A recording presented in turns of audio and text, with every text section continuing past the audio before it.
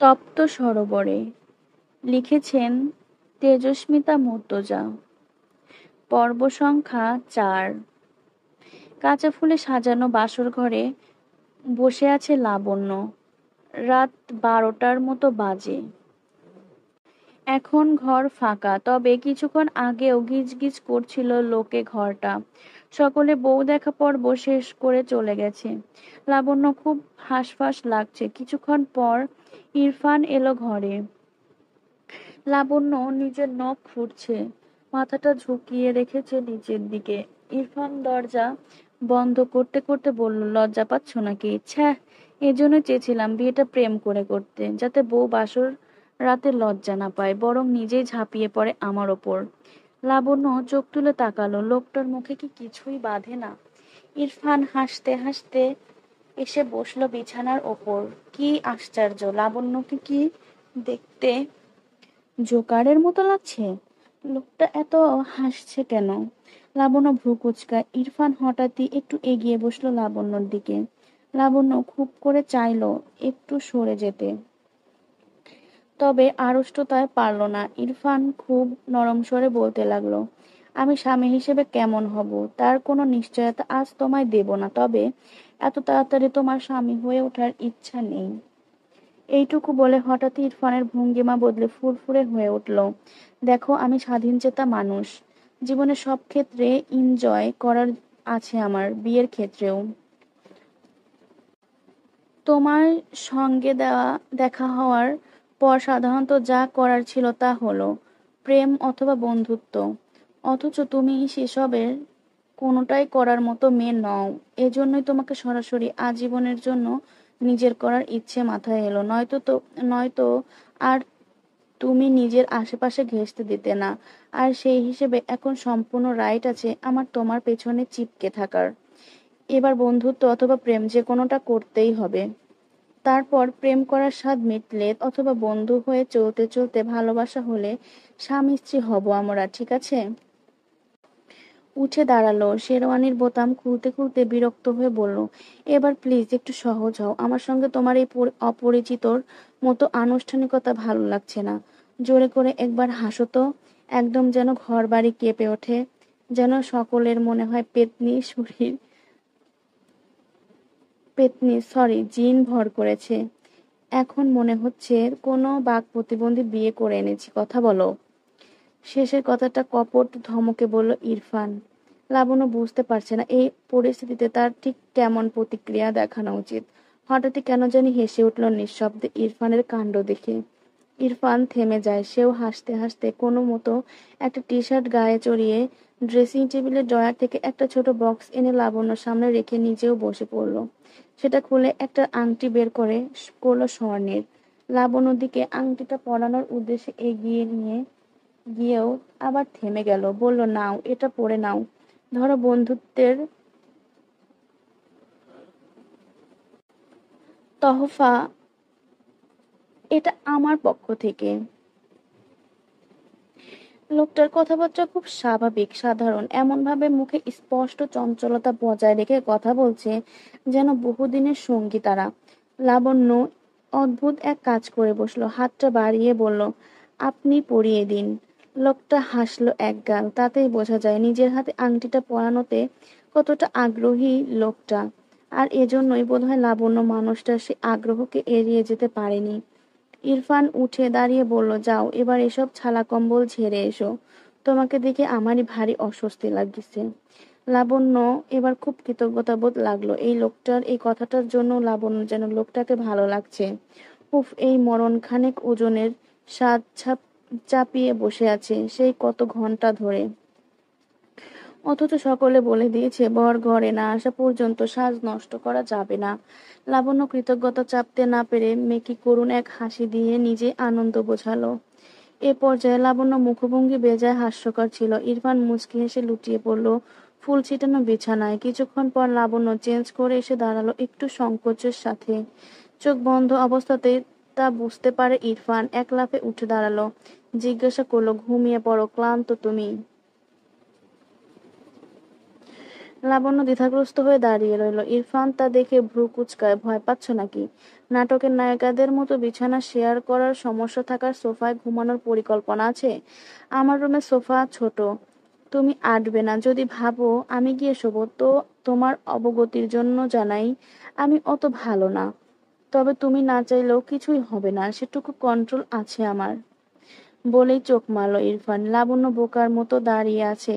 এবার মাথাটা নামিয়ে নিল। ইরফান একটু এগিয়ে এলো আবার।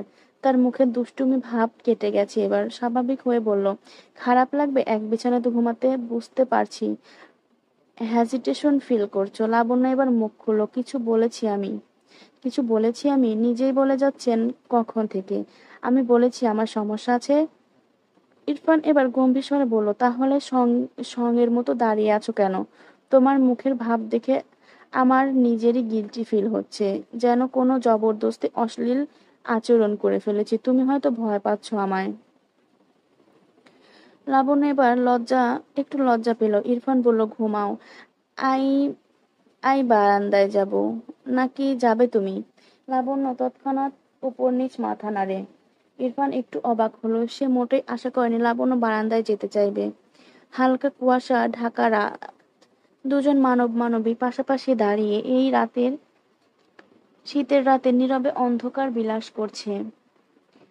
কেউ কোনো কথা বলছে না, কেবল চুপ দাঁড়িয়ে ঝিঝি পোকার ডাক শুনছে।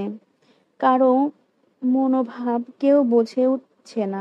হয়তো চেষ্টা করছে, তবে তা অন্তর্গত। লাবণ্যর মাঝে অদ্ভুত মিশ্র অনুভূতিরা তোলপাড় শুরু করেছে।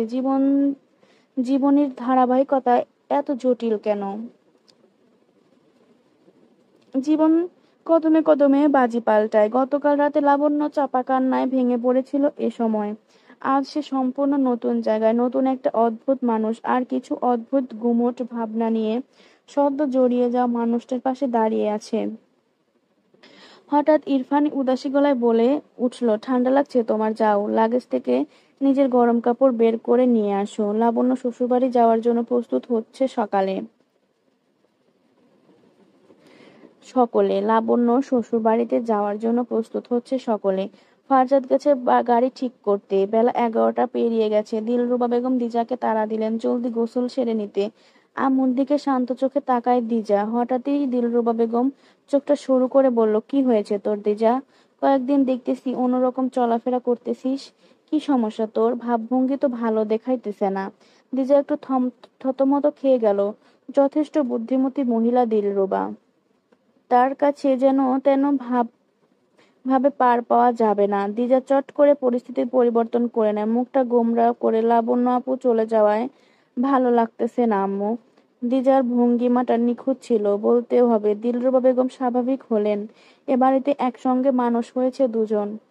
খারাপ লাগাটা স্বাভাবিক না, অস্বাভাবিক না। বললেন, কি পড়ে যাবি? দিজা খুব বলতে ইচ্ছে হয়, না গেলে হয় না আম্মু, তবে সাহস হলো না। দিজা কথা বলছে না দেখে হাতের শাড়িটা দিজার দিকে এগিয়ে দিয়ে বেশ কোমল স্বরে বললেন তিনি, এই শাড়িটা এবার চলে যাওয়ার আগে তোর আব্বু কিনে দিয়ে গেছিল। তোর তো খুব পছন্দের, এটাই পর যা। দিজা একটু অবাক হলো। সে সাজতে খুব শৌখিন বলে আম্মুর কাছে খিস্তি জীবনে কম শোনেনি। আজ আম্মু নিজেই শাড়ি পরার কথা বলছে। দিলরুবা বেগম চলে গেলেন। দিজা বসে রইল ওভাবেই। একদম সাজতে ইচ্ছে করছে না আর না যেতে। সে অবাক হয়ে নিজের মনোভাবের ওপর। সারাদিন ছটফট করে বেড়ানো দিজা কেমন নিস্তেজ, শান্ত হয়ে যাচ্ছে দিন দিন। কিছুক্ষণ পর দিলরুবা বেগম আবার এলেন। দিজা হুড়মুড়িয়ে উঠে দাঁড়ালো। দিলরুবা বেগম ভ্রু কুঁচকে আছেন। তার মুখভঙ্গি দেখে বোঝা যাচ্ছে তিনি কিছু খেয়াল করছেন দিজার মাঝে। দিজা দ্রুত বলে ওঠে, যাচ্ছিলামই তো আমি কিন্তু লাবণ্য আপুর বাথরুমে কে যেন ঢুকলো। দিলরুবা তাকালেন এবার বাথরুমের দিকে। দিজা মনে মনে কষে নিজেকে দুইটা লাথি দেয়। বাথরুমের ছিটকেনি বাইরে থেকে লাগানো। দিজা ধরা পড়ে গিয়ে চোরের মতো হেসে বলে উঠল, যায়নি এখনো, যাবে বলে গেল, বড় খালামণি যাবে। দিলরুবা বেগম গম্ভীর স্বরে বললেন, লাবণ্যর বাথরুমে তো পানিই নেই আজ 2 দিন। দিজার মুখটা ছোট হয়ে আসলো, তবুও দৃঢ় বজায় রাখার চেষ্টা করলো। মেয়েটা পারছে না। আম্মু এই রূপ দেখলে খুব অপ্রস্তুত হয়ে হয়ে সে আম্মু চোখ ফাঁকি দেওয়া, উপায় নেই। দিলরুবা বেগম ওভাবেই গুমোট স্বরে চোখ সরু করে বললেন, ফারজাদের বাথরুমে যা, ও নেই এখন, তাড়াতাড়ি বের হবি। দিজা ফারজাদের রুমে ঢুকলো না, সম্ভব না, মন মস্তিষ্ক সঙ্গে শরীরও সায় দিচ্ছে না ওই রুমে যাওয়ার ব্যাপারে। সে দুই মামির বাথরুমে চেক করলো, সবগুলোতে লোকে ভর্তি, আত্মীয় স্বজন সব ঢুকেছে, সাথে সিরিয়াল আছে আরো কিছু লোক। ফারহানা বেগম রূপা ও দিজাকে বললেন ফারজাদের বাথরুমে যেতে, কারণ যাই হোক ওই ঘরে কেউ যায়নি কোনোভাবেই। দিজা চোখটা চেপে বুজে নিয়ে একটা দীর্ঘশ্বাস ফেললেন। আম্মুকে বোঝানোর উপায় নেই, কি করে বোঝাবে, কি বলবে? সব কথাই কি খুলে বলা যায় মানুষকে? দিজা ও রূপা একসঙ্গে গোসল গোসল করছে, কিছু করার নেই, সময় স্বল্প, যখন তখন চলে আসবে কাঠখোট্টা লোকটা। এলোও তাই। কিছুক্ষণ কপাল জড়িয়ে চেয়ে রইল নিজের বাথরুমের দরজার দিকে ফারজাদ। দিজার কণ্ঠস্বর ভেসে আসছে, দুটো যুবতী মেয়ে গোসল করছে, সেখানে এভাবে তার ঘরে থাকা বা তাদের এ মুহূর্তে তার উপস্থিতি জানান দেওয়া মোটেই ভালো দেখাবে না ব্যাপারটা। দুপক্ষের কাছে এই ব্যাপারটা অকওয়ার্ড। ফারজাদের রাগ হলো, আর কোনবার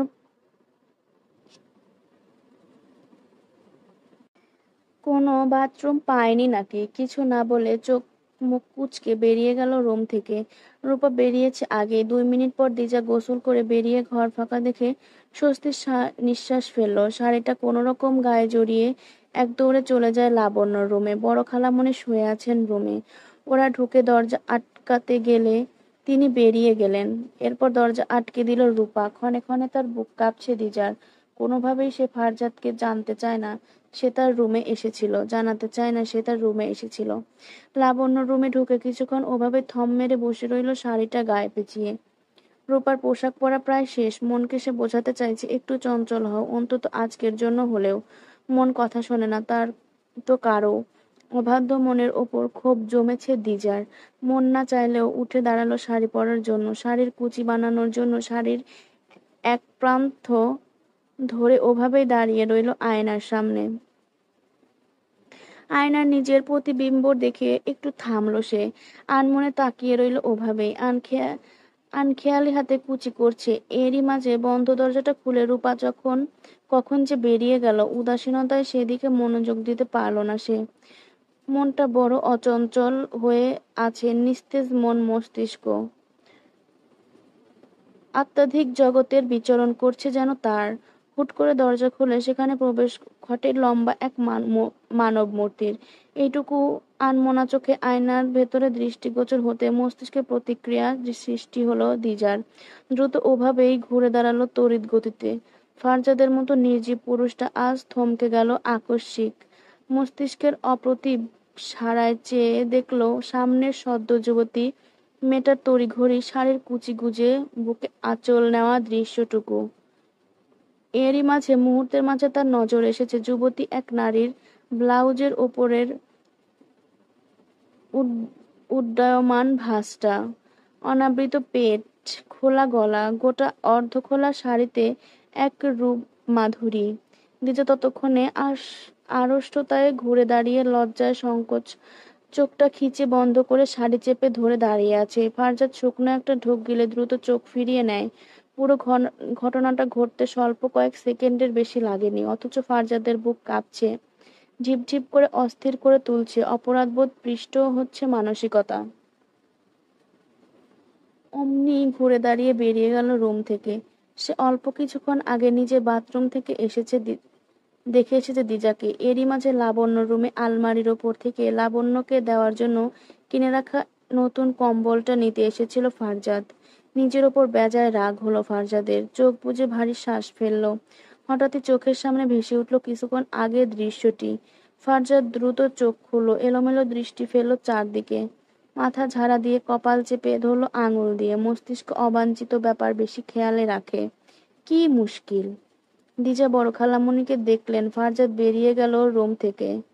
তিনি গেলেন লাবণ্যর রুমের দিকে। ভেতরে ঢুকেই দেখলেন দিজা থমকে দাঁড়িয়ে আছে, অর্ধ পরিহিত শাড়ি শরীরে কোনো রকম পেঁচিয়ে। খালামণিকে দেখে দিজার বুকটা ছলকে ওঠে। তার চোখের দিকে তাকে আবারও অজানা শঙ্কায় বুকটা ধুক করে ওঠে। সে ব্যস্ত হয়ে উঠল সাফাই গাইতে। খালামণির চোখে যে সন্দিগ্ধ কথিত কটূক্তি তা সম্পূর্ণ ভিত্তিহীন। এটা কি করে বোঝাবে দিজা? খালামণি খুব একটা সুবিধার মানুষ নয়। বেশ কিছুদিন কেটে গেছে মাঝখানে। দিজার পরীক্ষা আর মাত্র কয়েকদিন বাকি। মেয়েটা পড়ালেখায় বেশ ব্যস্ত আজকাল, এমনটাই দেখতে পাওয়া যায় তাকে। সপ্তাহখানেক আগে 3 মাসের ছুটিতে দেশে ফিরেছেন দিজার বাবা হাবিবুর রহমান। তার সঙ্গে দিজার খুব একটা সখ্য নেই। ছোটবেলা থেকে বাবাকে কাছে পেয়েছিল না দিজা। মামার বাড়িতেই তার সব। দুপুরের খাওয়াটা একসঙ্গে খেয়ে এসে নিজের ঘরে জানালার পাশে বসে আছে সে। সামনে বই খাতা ছড়িয়ে ছিটিয়ে আছে। একটা বই তুলে কোলের ওপর রেখে চেয়ে রইল কিছুক্ষণ বইয়ের দিকে। মনোযোগ আসছে না। দিজা বেশ চুপচাপ হয়ে গেছে আজকাল। আগের মতো আর লাফালাফি বা চটপটে কথাবার্তা বলতে দেখা যায় না তাকে। একটা দীর্ঘশ্বাস ফেলে জানালার ফাঁক দিয়ে বাইরে তাকালো দিজা। জানালার ওপারেই দাদি কুমড়ো গাছ লাগিয়েছে, যেটা জানালার ধারে পাতা পোতা খুঁটি বিয়ে উপরে উঠে গেছে। সেটা জানালার ধারে পাতা বেয়ে উপরে উঠে গেছে। বেশ কিছুক্ষণ তাকিয়ে রইল সে গাছের দিকে বেখেয়ালি দৃষ্টিতে। খুব খালি খালি লাগছে বুকটা। না, ভেতরটা শুকিয়ে আসছে যেন পিপাসায়। জলের পিপাসা নয় বোধহয়, এ পিপাসা আত্মার, এ পিপাসা মনের। পাশে পড়ে থাকা ফোনটা চট করে হাতে তুলে নিল দিজা। দুপুর 2:30টার মতো বাজে। ফোনে ভেসে থাকা নাম্বারটার দিকে তাকিয়ে পেটে মোচড় দিচ্ছে। বুকটা ঢিপ ঢিপ করছে কেন এত। আর একটু হলে তো বুকটা ফেটে যাবে। কি মুশকিল। দিজা নম্বরটা ডায়াল করে দম আটকে বসে রয়। সে জানে না রিসিভ হবে কিনা। হলেও তারপর কি হবে। দিজা। ওপাশ থেকে সরাসরি এক ভরাট পুরুষালী গলা শোনা গেল। দিজা কথা হারিয়ে ফেলেছে। দম ছাড়ছে না তার। চোখটা বুজে নিল চেপে। এই কণ্ঠস্বর, গলা ভিজে এসেছে যেন দিজার। তাহলে কি সে এই পিপাসায় কাতর ছিল? ফারজাদ আবার বলল, কল করে চুপ করে থাকার মানে কি দিজা? কিছু বলবি? চোখটা খুললো দিজা। কিছুক্ষণ ইতস্ত করে বলল, দুপুরে খাওয়া শেষ? না, শুরু করব। দিজা দ্রুত বলে ওঠে, ঠিক আছে তাহলে খাও তুমি। খাবো, তুই বল। দিজা একটা ঢোক গেল অস্বস্তিতে। কবে আসবেন আপনি?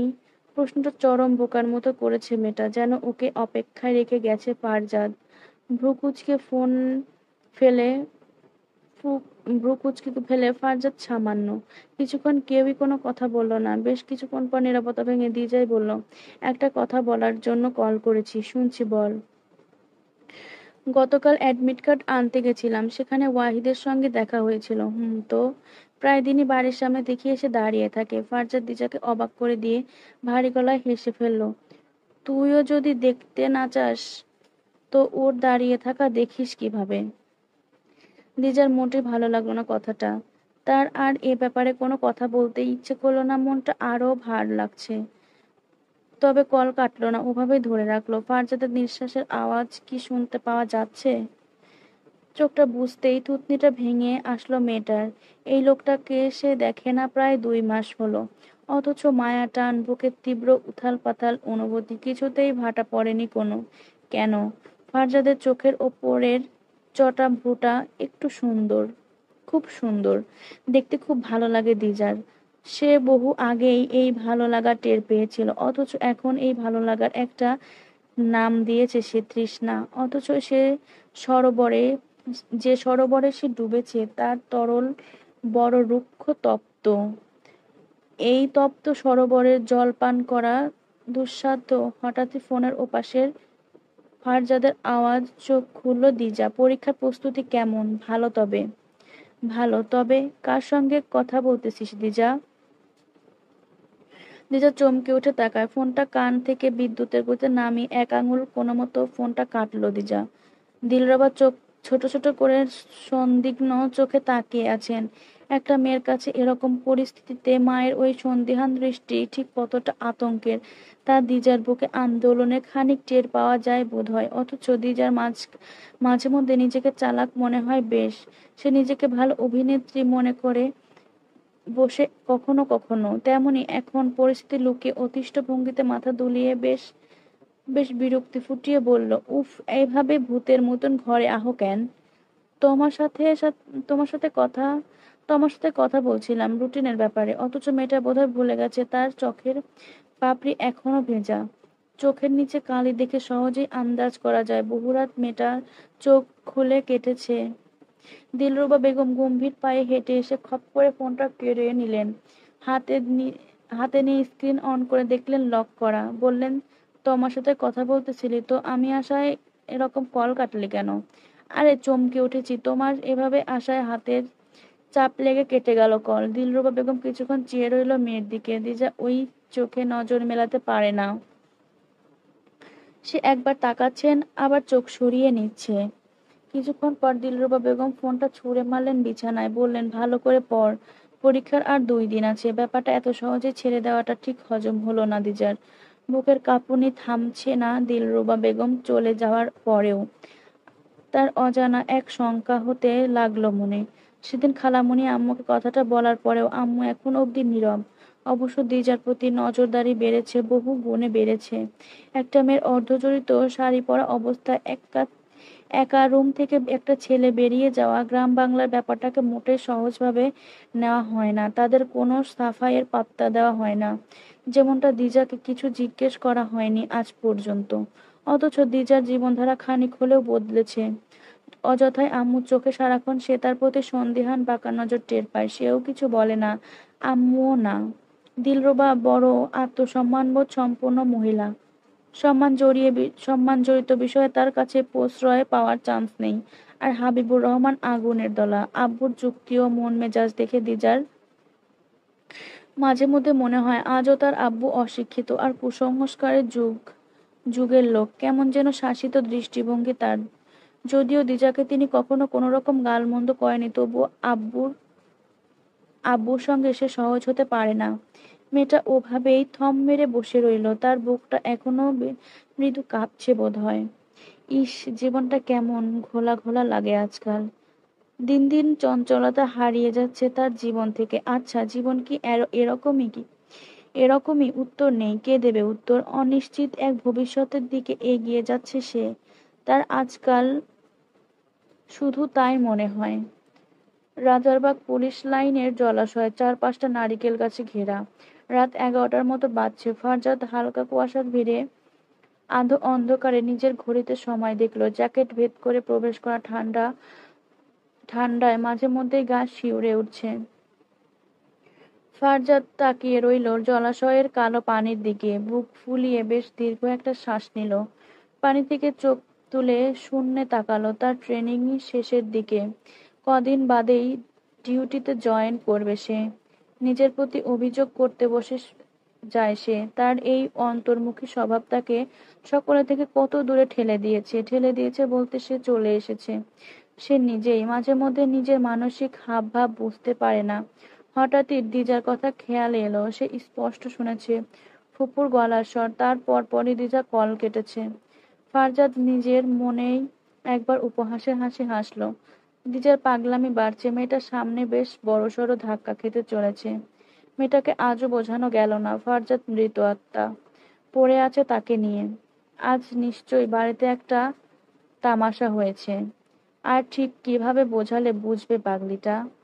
ফারজাদ ফারজাদ হা করে শ্বাস নিল। আঙুলের মাঝে ঘুরতে থাকা সিগারেট ঠোঁটের ভাঁজে চেপে একটা দিশলাই ঘষল ম্যাচ বক্সে। ঠোঁট বিভাজন করে মুক্ত করে উড়ে যাওয়া ধোঁয়াটা কুণ্ডলিতে ফারজাদের ফেলে আসা কাল ভেসে ওঠে। ফারজাদের বয়স 18 চলছে। তখন মাধ্যমিক সাফল্যের সঙ্গে আরো ভালো ফলাফল করার পর ভাগ্যক্রমে ভর্তি পরীক্ষা উত্তীর্ণ হয়ে চান্স হয়ে গেল তার রাজউক কলেজে। গ্রামের এক রত্নই ছিল বটে ফারজাদ। তখন আসলাম সাহেব ও আফসানা বেগম ঢাকাতেই থাকতেন। তাদের কাছেই থেকে পড়ালেখা চালিয়ে যেতে থাকলো ফারজাদ। একাদশ শ্রেণীতে হাফ ইয়ারলি পরীক্ষার কয়েকদিন বাকি ফারজাদের। ক্লাসের শেষে ক্যাম্পাস থেকে বের না হয়ে মাঠের এক কোণে কয়েকটা বন্ধু সহ বসে আছে সে। তখনই হঠাৎ তাদের সামনে একটা মেয়ে এসে দাঁড়ালো। মাথাটা ঝুঁকিয়ে দাঁড়িয়ে আছে। ফারজাদ দেখলো একবার তাকিয়ে। মেয়েটা মিনমিন স্বরে ডেকে ওঠে, ভাইয়া, গতকাল যে সাজেশন দিয়েছে ক্লাসে আমি এসেছিলাম না, জন্য পাইনি, ওগুলো দিতে পারবেন? ফারজাদ প্রথমত অবাক হলো। সে কোনো মেয়ের কাছে সাজেশন না চেয়ে ওর কাছে কেন এসেছে? সে সব বাদ দিয়ে দুষ্টু হেসে ভ্রু উঁচিয়ে বলল, ভাইয়া। মেয়েটা তখনও সংকুচিত ভঙ্গিতে দাঁড়িয়ে হাতের আঙুল খুঁজছে। ফারজাদ মৃদুহাস্য নজরে একবার আপাদমস্তক দেখে নিল মেয়েটার। বিনুনি গাঁথা চুলটা কাঁধ ঘুরিয়ে সামনে এনে রাখা, চোখ ও কপালের ওপরে কিছু এলোমেলো চুল পড়ে আছে বিক্ষিপ্তভাবে। দ্বিধা আড়ষ্টতায় আধমরা হয়ে দাঁড়িয়ে আছে মেয়েটি, মাথা নিচু করে। ফারজাদের হাসি চওড়া হলো একটু। চট করে উঠে দাঁড়ালো মেয়েটির সামনে। তাল গাছের মতো লম্বা ফারজাদের তুলনায় মেয়েটা নেহাত ছোট দেখতে লাগলো। ফারজাদ ঘাড় নেড়ে বলল, তোমার হাইট অনুযায়ী অবশ্য আমায় ভাইয়া ডাকা ঠিকই আছে। পাশের থেকে বন্ধু সব হেসে উঠল সমস্বরে। ফারজাদ ওদের দিকে তাকিয়ে শার্টের ওপরে পরে থাকা টাইটটা টেনে টুনে আর একটু ঢিলা করে মেয়েটাকে জিজ্ঞেস করলো, কিসের সাজেশন লাগবে? কাল দিয়েছে যেগুলো। ফারজাদ কেমন করে ফারজাদ যেমন করে চেয়ে আছে মেয়েটার মুখের দিকে, সংকোচ বোধ হয়ে আসা ওই মুখের কিছু খুঁজছে বোধহয়। ফ্রুটা সামান্য কুঁচকে বলল, দিয়েছে তো অনেকগুলোই, অত নেবে কিভাবে? বলে ফারজাদ আবার অলস ভঙ্গিতে বসে পড়লো, তাকিয়ে রইল মেয়েটার দিকে। মেয়েটা চোখ তুলে তাকায় এবার। ঘন পাপড়ি চোখে দেখতে আফগানিস্তানের মতো লাগছে হুবহু। ফারজাদ কপাল জড়িয়ে চেয়ে রইল সেদিকে। মেয়েটা একটু ইতস্ত করে বলল, এখন তো অত লিখে নেওয়া সম্ভব না। আপনার নাম্বারটা দেবেন, বাড়ি গিয়ে আম্মুর ফোন থেকে ছবি নিয়ে নেব। ওরা সকলে একে অপরের দিকে তাকাচ্ছে। ফারজাদ কেবল এক দৃষ্টে ভ্রু কুঁচকে তাকিয়ে আছে মেয়েটির দিকে। আবার একবার চোখ ঘুরিয়ে মেয়েটিকে পরখ করে দেখলো। জিজ্ঞেস করলো, এখানকার স্থানীয়? মেয়েটা মাথা নেড়ে বলল, না বোঝায়। ফারজাদ আশেপাশে চোখ ঘোরায়। অনেকেই দেখা যাচ্ছে, কেউ দাঁড়িয়ে তো কেউ বসে আছে, কেউ হেঁটে বেরিয়ে যাচ্ছে। ফারজাদ সন্দিগ্ধ কণ্ঠে জিজ্ঞেস করলো, মেয়েদের কাছ থেকেও তো নিতে পারতে, আমার কাছেই কেন? কাউকে চিনি না আমি, তেমন পরিচয় নেই, আর ওদের দেখেও ভালো মনে হচ্ছে না। মানে? ফারজাদ তার কথা কেড়ে নেয়, তা আমায় দেখে ভালো মনে হচ্ছে? মেয়েটা একটু অপ্রস্তুত দেখায়। ফারজাদ খুব মজা পাচ্ছে কেন জানি মেয়েটার এই অস্বচ্ছন্দ জড়তা ভঙ্গিতে। ভ্রু নাচিয়ে জিজ্ঞেস করলো, নাম কি? মেয়েটি আস্তে করে বলল, ইভা। আর আপনার নাম? ফারজাদ চোখ বাঁকা করে দুপাশে ঘাড় ঘুরিয়ে তাকালো, বন্ধুদের উদ্দেশ্যে দাঁত চেপে বলল, ভাই। মেয়েটাকে বোঝা, আমি ওর সেম ইয়ার ব্যাচ। ভাইয়া আপনি? আল্লাহর রহমতে কখন না জানি চাচা ডাকবে। সকলে মুখ চেপে হেসে উঠল। ফারজাদ সবকিছু এড়িয়ে ইভার দিকে তাকিয়ে কেবল বলল, আগামীকাল এখানে এসো। আজ আনেনি সাজেশনগুলো, কাল নিয়ে আসবো, লিখে নিও। ইভা একটু থমকালো। আজব ছেলে। পরদিন কলেজ ছুটির পর ইভা পুরো ক্যাম্পাস খুব খুঁজল ফারজাদকে, অথচ দেখা পেল না। পরীক্ষার আর সপ্তাহখানেকও নেই। কখন সাজেশন নিবে আর কবে পড়বে? ক্ষুণ্ণ মনে ক্যাম্পাস থেকে বেরিয়ে যেতে উদ্যত হয়ে খানিক দূরে অগ্রসর হতে সামনে এলো ফারজাদের দুই বন্ধু, মাহাদি ও নাহিদ। ওরা একটু হাঁপাচ্ছে, সাথে সাথে চোখ মুখেও বিরক্তি। ওর হাতে একটা খাতা ধরিয়ে দিয়ে বলল, নাও তোমার সাজেশন, কালকে অক্ষত অবস্থায় ফেরত দেবে, মনে থাকে যেন। ইভা অবাক হলো, অক্ষত অবস্থায় কেন? সে কি খাতাটার সঙ্গে মারামারি করবে নাকি? তখনই মনে পড়লো ফারজাদের কথা। অদ্ভুত ছেলে, কাল বলল খাতা দেবে, আজ দেখা নেই। কৌতূহল মেটাতে জিজ্ঞেস করলো, আচ্ছা এই খাতাটা কার? মাহাদি এমনিতেই চরম দুষ্টু, ও দুষ্টু একটা হাসি দিয়ে বলল, কেন, তার ছাড়া আর কারো খাতা নেবে না নাকি? হুম। ইভা হকচকালো, একটু অপ্রস্তুত হয়ে এদিক ওদিক তাকালো। মাহাদি আর নাহিদ ওকে রেখেই দৌড়ে যায় গেটের বাইরে, কলেজের পেছনের দিকটায়। ফারজাদ দাঁড়িয়ে কোকের ক্যান খুলছে। পেছন থেকে নাহিদ গিয়ে পিঠে একটা চাপড় মেরে বলল, মামা তোমার ঘাড়ে জিন আছে, এইটাতে সন্দেহ নাই। কখন কি করস নিজে বুঝোস তো আবার। ফারজাদ ক্যানে কয়েকটা চুমুক দিয়ে রিল্যাক্সি খানিকটা কোক খেয়ে নিয়ে মাহাদির দিকে ক্যানটা মেরে ছুঁড়ে দিয়ে বলল, মেয়েদের আশেপাশে খুব যেতে নেই, ওরা সস্তা ভাবে, সাথে হ্যাংলাও। ও আমার মূল্যবান। মেয়েটাই তোর কাছে এসেছিল, আবার নাম্বারও চেয়েছে। আমার তো মনে হচ্ছে তোর ওপর পিছলে গেছে মামা। ফারজাদের কপাল সবসময় কুঁচকেই থাকে। এবার মুখটা বিকৃত করে বলল, পিছলে গেছে? টেনে তোল, মানবিকতা কাজে লাগা। মামা এই সুযোগ হাতছাড়া করবি তুই? ফারজাদ নাহিদের হাত থেকে ক্যানটা কেড়ে নিল। তাচ্ছিল্য হেসে বলল, এই সুযোগ তুই আমার বন্ধু মানুষ, তোকে দিয়ে দিলাম, কাজে লাগা। মাহাদি হেয়ালি করে তালা খুলতে সঠিক চাবির প্রয়োজন, অন্য চাবি দিয়ে শত ঘোরালেও কাজ হবে না। তিন বন্ধু এবার সশব্দে হেসে উঠল হেলে দুলে। ওরা জানে ফারজাদ চরম সুফি টাইপের লোক, কারো গা ঘেঁষার মধ্যে নেই। এ নেহাত এক মজাই কেবল। ফারজাদ জীবনেও মাখামাখি সম্পর্কে, তাও আবার এই বয়সে জড়াবে না। শুধু বন্ধুত্বও না। পরদিন ইভা এলো ওদের সামনে। ফারজাদ মনোযোগ সহকারে খাতায় লিখছে। মাঠের এক কোণে বসে মেয়েটা এসে দাঁড়িয়েছে, সে সেটা টের পেয়ে আর চোখে দেখছে, অথচ চোখ তুলে তাকায় না। ইভা আজ চরম কৌতূহলের সাথে খুঁটিয়ে খুঁটিয়ে দেখছে ফারজাদকে। তার লক্ষ্য করে মাহাদি নাহিদ হাসছে একাধারে। একসময় ইভা খাতা এগিয়ে দিয়ে বলল, তোমার খাতা। ফারজাদ মাথা তুলে তাকায়। যাক, খানিক মতিগতি হয়েছে মেয়েটার, তুমি বলছে। ফারজাদ মৃদু মাথা নেড়ে খাতাটা নিয়ে পাশে রেখে দিয়ে আবার মনোযোগ দিয়ে নিজের কাজে। ইভা আগ্রহ ও কৌতূহল বাড়ছে ফারজাদকে নিয়ে। সে নিজে নম্বর দিতে চেয়েছে, ছেলেটা নেয়নি, নিজের নাম বলেনি, গতকাল দেখা করেনি, আর প্রথমবার তাও বেশ কয়েকটা কথা বলেছিল। আজ ঠিকঠাক তাকাচ্ছেও না। ইভার জড়তা কাটিয়ে চটপটে গলায় বলল, বসবো এখানে? ফারজাদ ভ্রু কুঁচকে তাকালো, একবার ইভার মুখের দিকে, আবার নিজের পাশে ফাঁকা জায়গায় তাকিয়ে ঘাড় নেড়ে ইশারা করলে বসতে। মেয়েটা মনোযোগ সহকারে দেখছে ফারজাদের লেখালেখি। সে অদ্ভুত এক টান অনুভব করছে ছেলেটার প্রতি। হঠাৎই মনে হচ্ছে ছেলেটা সবার থেকে আলাদা। নিজে নিজে থেকে আগ্রহ কেন নেই তার ইভার সঙ্গে আলাপ করতে? এই বিষয়টা ইভাকে যেমন বিব্রত করছে তেমন টানছে। সে দেখলো ফারজাদ নোট করছে, তবুও জিজ্ঞেস করলো, নোট তৈরি করছো? ফারজাদ মাথা নেড়ে অস্পষ্ট উচ্চারণ করলো, হুম। ইভা কথা খুঁজে পায় না আর। সে এদিক ওদিক তাকাচ্ছে এলোমেলো চোখ ফেলে। কিছুটা সময় ফারজাদ নিজেই জিজ্ঞেস করলো, কিছু বলবে নাকি? বলেই সে তাকালো ইভার দিকে। চোখাচোখি হওয়ায় দুজনের। ইভা চট করে চোখ নামালো। ফারজাদ হেসে ফেলে নিঃশব্দে। গত পরশু মেয়েটাকে দেখার পর থেকে তার মনে হচ্ছে মেয়েটার চোরা, নাজুক নজর বেশ আকর্ষণীয়, এবং বিষয়বস্তু নাকি শুধু এই মেয়েটারই।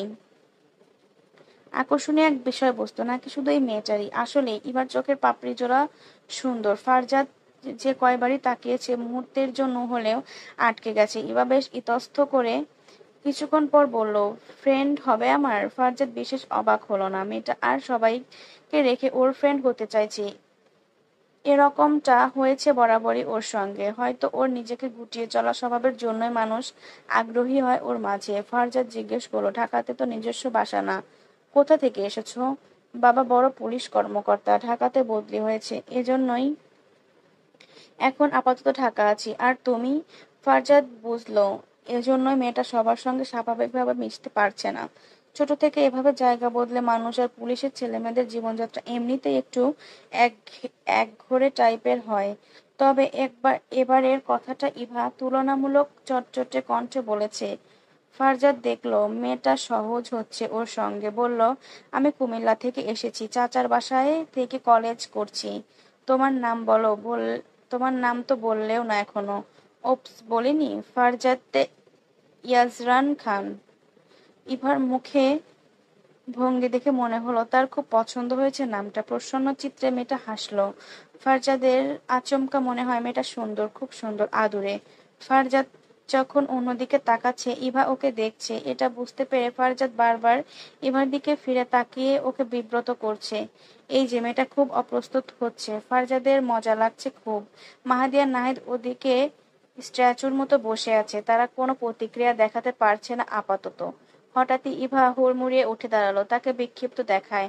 ছটফটে হাতে থাকা ব্যাগটা মাটি থেকে তুলে কাঁধে তুলে সবকিছু অগ্রাহ্য করে দৌড়ে গেল সামনের দিকে। ফারজাদ ভ্রু কুঁচকে ওর যাওয়ার দিকে অনুসরণ করে তাকায়। দেখলো একটা পুলিশ এসে মাঠের মাঝখানে দাঁড়িয়ে এদিক ওদিক তাকাচ্ছে। ইভা গিয়ে দাঁড়ালো ওর সামনে। ইভাকে সঙ্গে নিয়ে চলে যায় লোকটা। নাহিদ এবার ফারজাদকে ধাক্কা দিল। কি রে, এটা তোর হবু শ্বশুর আব্বা নাকি মামা? ফারজাদ ওকে একটা থাবড় মেরে গম্ভীর মুখে বলল, ওই লোকটাকে দেখে তোর মনে হলো যে এরকম কলেজ পড়ুয়া একটা মেয়ে থাকতে পারে তার? নাহিদ মাথা চুলকায় বোকার মতো। মাহাদি বলল, আরে শুনলি না, বড় পুলিশ অফিসার ওর বাপ। এইটা হয়তো কনস্টেবল হবে। বড় স্যারের মেয়েকে নিতে এসেছে। জানিস তো এদের সব জায়গা নিরাপত্তা। ফারজাদ খাতা ব্যাগে ঢোকাচ্ছে, হঠাৎ কিছু মনে পড়ছে। এমন ভঙ্গিতে মাহাদি ফারজাদকে ডেকে বলল, ভাই, এসব আহ্লাদি মেয়েদের সঙ্গে প্রেম করলে ফাঁসবি মামা। এরা এরা বন্দি পাখির মতো একা একা জীবনযাপন করতে করতে অসামাজিক আর মানব মানবিকতাহীন হয়ে পড়ে। এই মেয়েটা যদিও আলাদা, তবে এরা কিন্তু খুব রুলসের মধ্যে চলে, বলতে পারিস রোবট টাইপের। মেয়েটাকে দেখেছিস? আর পেছন ফিরে দেখলেও না তোকে, মনে হয় বাপকে খুব ভয় পায়। ফারজাদ বিরক্ত হয়ে উঠে দাঁড়ালো ব্যাগ নিয়ে, খুব মুখ বিকৃত করে বলল, তো এসব পুঁথি আমার শোনাচ্ছিস কোন দুঃখে? মাহাদি দুষ্টু হেসে নাহিদের দিকে তাকিয়ে বলল, না, বলছি আর কি, গরিবের কথা পুরাতন হলেও মনে পড়ে। ফারজাদ মৃদু একটা লাথি দিল ওর পায়ে, বলল, সর শালা, তোর নতুন পুরাতন কথা রাখ, বৌমা অপেক্ষা করবে, আমার যাওয়া লাগবে। এরপর থেকে ইভার সাথে ফরজাদের অদ্ভুত ফারজাদের অদ্ভুত এক সম্পর্ক গড়ে উঠল। শুরুটা ইভা করেছিল নিজে যেচে করে। নিঃসঙ্গ জীবনে হয়তো বিরক্ত হয়ে মেয়েটা ফারজাদকে বেছে নিল। কলেজের সময়টুকু কোনো এক অদ্ভুত সুন্দর ছেলের সাথে লুকোচুরি খেলে সুন্দর সময় কাটানোর জন্য। প্রতিদিন ছুটির পর যতটুকু সময় ইভা গাড়ি না আসলো, সে চলে যেত ফারজাদের কাছে। ফারজাদের থেকে নম্বর নিল। ইভা মাঝে মধ্যে কল দিতে দিতে একসময় নিয়মিত কর্ম হয়ে দাঁড়ালো। ফারজাদ বদলায় তার নিত্যদিনের রুটিন। এই ফারজাদকে আজকাল খুবই হাসতে দেখা যায়। পড়ালেখা থেকে দূরত্ব বাড়তে থাকলো তার। বিকেল হলে প্রাইভেট পড়তে যাওয়ার সময়টুকু সে কাটাতো ইভাদের বাড়ির গলির আশেপাশে ঘুরে ফিরে। বারান্দায় এসে কখন ইভা দাঁড়াবে, সেই জন্য ওদের কলোনির সামনে দাঁড়িয়ে থাকতে দেখা যেত ফারজাদকে। যখন দুজনে ইন্টারমিডিয়েট সেকেন্ড ইয়ার, ফারজাদের পড়ার ঘাটতি পড়ে গেছে এর মাঝে বহুত। বাংলাদেশের র্যাঙ্কিংয়ের সেরা কলেজগুলোর মাঝে একটাতে পড়ে ফারজাদ, অথচ তার আপাতত পড়ালেখার মান তার সহপাঠীর তুলনায় অনেক পিছিয়েছে। তবে ফারজাদ চাইলেও আর আগের মতো পড়ালেখায় মনোযোগী হতে পারে না। নিজেকে বাহানা দিতে শিখলে মানুষের আর কারো আশা আশকারা প্রয়োজন হয় না। তখন সে নিজেই নিজের সর্বোচ্চ সাফল্য অথবা ধ্বংস হয়ে দেখা দেয়। ফারজাদের এই নিজেকে দেওয়া বাহানা তাকে কোথায় নিয়ে যাচ্ছে সে তা ভাবার ফুরসত পায় না আজকাল। পড়তে বসলে উড়ু উড়ু মন বাহানা বানায়, আরে সে যা ব্রিলিয়ান্ট, এই পড়াগুলো পরীক্ষার আগে করেই ফেলতে পারবে, এখনো যথেষ্ট সময় আছে হাতে। ফোন হাতে নিয়ে বারান্দায় পায়চারি করতে করতে কেটে যায় ঘন্টার পর ঘন্টা। ইভাকে যখন তখন কল দেওয়া যায় না। মেয়েটা কল দিল তবেই সে কল ব্যাক করে কথা বলতে পারে। ইভা আজকাল আবদার করে তার কাছে। একসাথে সময় কাটানোর ব্যবস্থাপনা বুদ্ধিগুলো তারই। কলেজের সময়টুকু তারা দুজনে বের হয়ে যায় ঘুরতে। ইভা অবাক চোখে চেয়ে দেখে শহর, বাজার, ফুচকার স্টল, মেলায় চুড়ির দোকানগুলো, অথবা পার্কের এক কোণে বসে মাঝে মধ্যে বাদাম খাওয়া। ফারজাদ তো মুখে প্রকাশ করতে পারে না তার অনুভূতি, তবে মনের আনন্দে তার জোয়ার আসে যখন ইভা চোখ মুখে সে উপচে পড়া খুশি দেখে। ইভা হাঁটতে হাঁটতে কখনো নির্জন রাস্তায় পেলে ফারজাদের হাতের মাঝে নিজের আঙুল গুজে দেয়। ফারজাদ কেন জানি মানা করতে পারে না, বরং আবেশে চোখটা বুজে বুক ফুলে একটা শ্বাস নেয়। কোথাও সে আটকে যাচ্ছে এই মেয়েতে। জঘন্য অভ্যাসে পরিণত হয়েছে মেয়েটা, যা তাকে আর জাগতিক চিন্তাভাবনা, নিজের পথ চলা, ক্যারিয়ার, নিজস্ব স্বভাব সবকিছু থেকে দূরে এনে ফেলেছে। কেটে যাচ্ছে দিন, তাদের এই সম্পর্কে বছর পার হয়ে গেছে। আর 2 মাস বাদে ফাইনাল পরীক্ষা, অথচ ফারজাদ দিন দিন মগ্ন হয়ে যাচ্ছে এই মেয়েটার মাঝে। ইভা মাঝে মধ্যে অনেক কিছুই বোঝায় বলে, অথচ ফারজাদ নিজেকে মেলে ধরতে পারে না। সে কতদিন কতভাবে প্রস্তুতি নিয়ে যায় ইভার সামনে, অথচ সামনে গেলেই জিহ্বায় আটকে যায়। মেয়েটা মিষ্টি, খুব কোমল, আর ভয়টা তার একটু বেশি নিজের পরিবারকে নিয়ে। ফারজাদ যদিও কখনো কোনো ব্যাপারে চাপ সৃষ্টি করা অথবা জোরপূর্বক সম্পর্কে কোনো রকম মাখামাখি বিষয় উপস্থাপনা করে না। এমনকি ছেলেটা আজ অবধি সরাসরি প্রপোজটাও করতে পারেনি। ইভা প্রায় প্রস্তুতি নিয়ে আসে, আজ হয়তো ফারজাদ তাকে বন্ধু থেকে প্রেমিকা বানানোর প্রস্তাব দেবে। যদিও ইভা বন্ধুত্বের হাত বাড়ানোর থেকে সম্পর্ক শুরু হলেও তার মাঝে বন্ধুত্বের চেয়ে প্রেমময় টানটাই বেশি ছিল। সবচেয়ে বেশি ভালো লাগে ফারজাদের স্বভাবগুলো ইভার। নিজে থেকে কখনো কাছে ঘেঁষার চেষ্টা করে না ছেলেটা, ইভাই বরং 2-1 বার হাত অথবা বাহু চেপে ধরেছে ফারজাদের। ফারজাদা ভাবার সময় নেই, নিজের ক্যারিয়ার নিয়ে সবসময় ইভার সঙ্গে কাটানোর মুহূর্ত, ইভাকে নিয়ে ভবিষ্যৎ পরিকল্পনার মাঝে কেটে যাচ্ছে সময়। ফারজাদ অবাক হয়, দিন যাচ্ছে, সে বড় হচ্ছে, আর ভেতরে একটা সঙ্গীর চাহিদা অদম্যভাবে বাড়ছে তার মাঝে। আর সেই সঙ্গীকে কল্পনা করলেই সামনে ভেসে ওঠে ইভার সরল ভয়াতুর চোরা চোখের নাজুক মুখটা, ইভার বিড়ালের ন্যায় ঘন পাপড়ি মেলানো চোখের পাতাটা। সেদিন মেয়েটা বায়না করলো, উত্তরাতে মেলা বসেছে, তারা যাবে। এইচএসসির প্রস্তুতি ব্যাচে একই কোচিংয়ে ভর্তি হয়েছে তারা। কোচিংয়ের সময়টা মেরে দিয়ে ইভাকে নিয়ে গেছিল ফারজাদ, অথচ হাতে টাকা না থাকায় কিছুই কিনে দিতে পারেনি। দুঃখ এ ব্যাপারে যেমন লজ্জিত তেমনই দুঃখিত। আজকাল মেয়েটাকে তার উপহার দিতে ইচ্ছে করে, তারপর তাকিয়ে দেখতে ইচ্ছে করে ইভার খুশি হওয়া হাস্যোজ্জ্বল চেহারাটা। হঠাৎই 1 মাসে সে এক প্রাইভেটে টাকা মেরে দিল, যাবে না আর পরবর্তীতে সেই প্রাইভেটে কোনোদিন। প্রবল আত্মসম্মান, আত্মমর্যাদাবোধ সম্পন্ন ছেলেটা হুট করে এই ছোট কাজটা করে বসলো। মনের মধ্যে খচখচ করছে, খুব অস্থির লাগছে। তবুও পরের দিন কলেজ অভাবেই টাকাগুলো নিয়ে ইভার সামনে গিয়ে দাঁড়ালো। আবেগ ঘিরে ধরলো 19 বছর বয়সী যুবক ফারজাদকে। ভুলে গেল আপাতত নিজের করা ছোট কাজটা। তারা দুজন মেলাতে যায়। ফারজাদ ঘুরে ঘুরে ইভাকে ফুচকা খাওয়ায়, চুড়ি কিনে দিল, সাথে কয়েকটা চুলের ক্লিপ, আংটি প্রভৃতি ছোটখাটো অনেক জিনিস। শেষ অবধি হাতে দুটো সাদা ও গোলাপি রঙা হাওয়াই মিঠাই জোর করে কিনে দেয় ফারজাদ। ইভা ভয় পাচ্ছে, সে এসব রাখবে কোথায়, তবুও ফারজাদের জোরাজুরিতে নিল। ফারজাদের আশ্বাস দিল, ছোট ছোট জিনিসগুলো তুমি আজই নিতে পারবে, বাকিগুলো আমার কাছে থাকবে, দিনে দিনে নিয়ে যাবে। কলেজ শেষ পিরিয়ড চলছে। দুজনের কলেজে ফিরে গেইটের সামনে এসে হঠাৎই ইভার মুখের রংচং উড়ে বিবর্ণ হয়ে গেল। গেইটের সামনে পুলিশের গাড়ি দাঁড়িয়ে আছে।